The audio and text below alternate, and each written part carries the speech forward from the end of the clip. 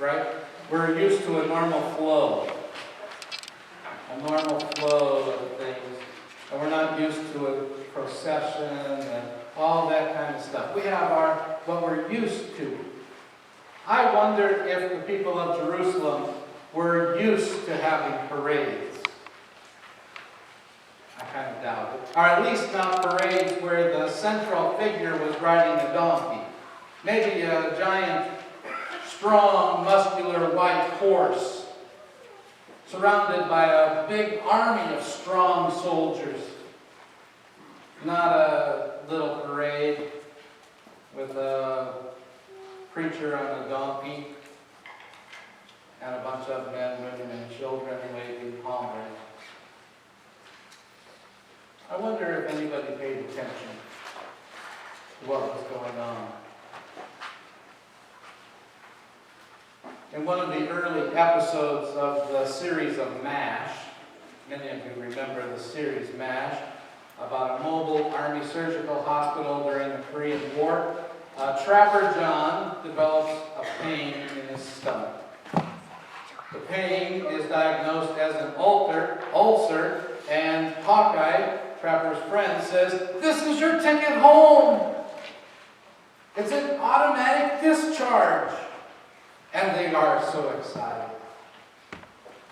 But Radar, the one from Iowa, of course, Radar remembers or researches some things and is working with Trapper's discharge, and he discovers that the rules have changed. And an ulcer is no longer a reason to be discharged, but they like to keep you and treat it instead.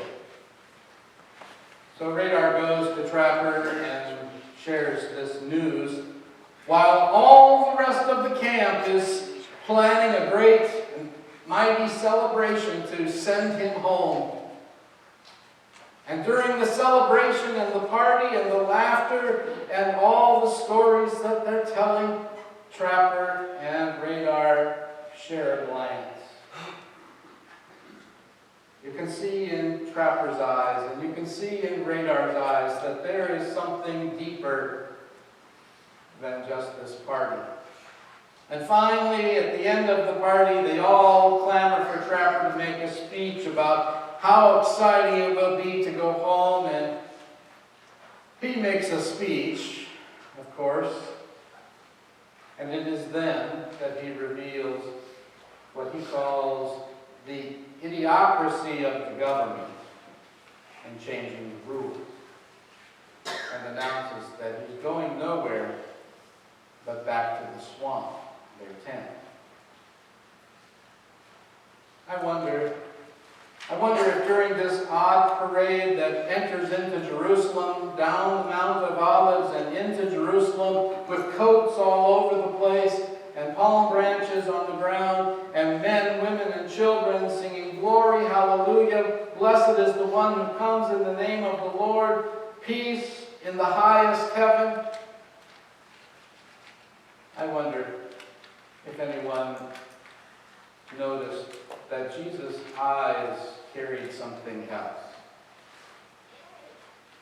Because it's clear from the gospel lesson, especially Luke's gospel lesson, that Jesus has, in fact, like the first lesson today, set his face like flint.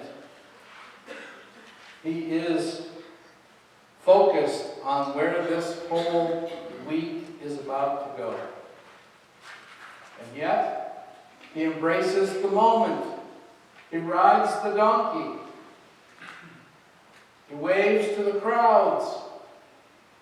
He accepts their adulation and their praise. He doesn't scream and holler. He doesn't point fingers. He doesn't do any of that, knowing what's ahead. But he fully embraces the human experience. We like parades. We like parades. And children love parades because they throw candy. And we like parades. We like to see the long lines and we're kind of wrapped up in the celebration and the flow of things and the band and the music and the floats. We love parades. And if truth be told, we'd all like to have our own. Wouldn't we? Deep down, wouldn't you really like to have your own parade where you were the center of attention, where you were the honored guest, where you were the focus of everybody's cries and celebration?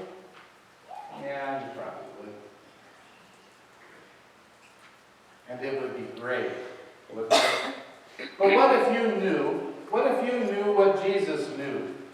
That this parade was just the beginning of a very long and very bad week.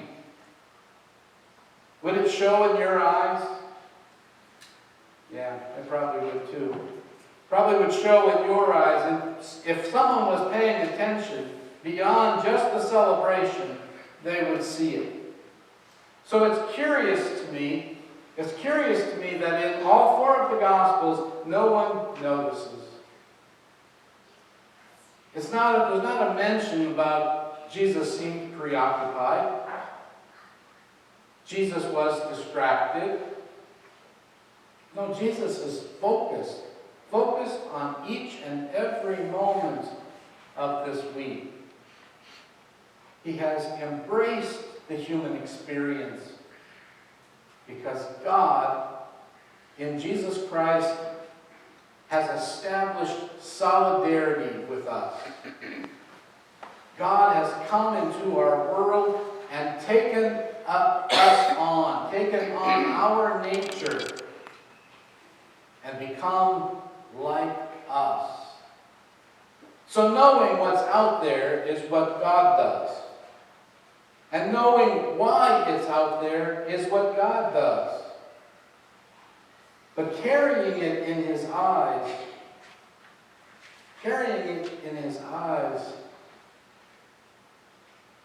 that's what we do. That's what we do. So there's a great parade, and there's a great celebration.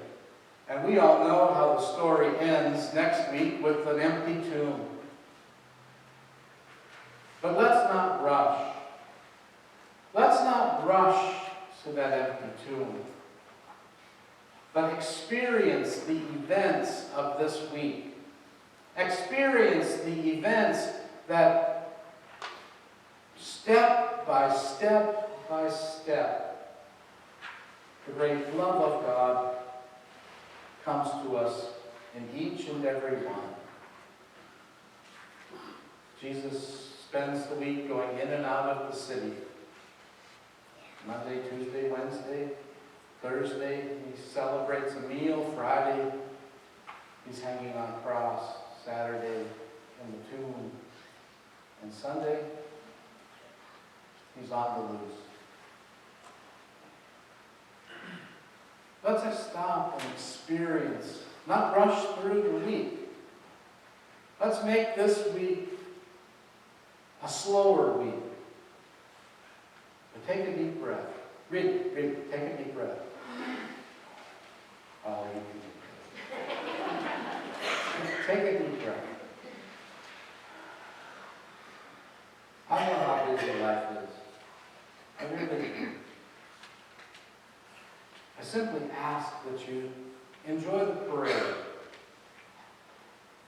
and focus on these texts in Luke as we move towards this cross, as we move through this week. Because Luke strips away all the other details and seems to focus on just one.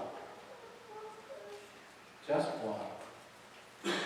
That Jesus has come to identify with you and with me so that we might know the enormous love of God and in it find life everlasting. So as this week gets busy, practice the deep breath. And and simply remember that each and every moment of this week, as we move toward next week's festival of chocolate and Easter eggs. Oh yeah, and that empty tomb is still empty. Because Jesus embraced every moment for your sake in great love.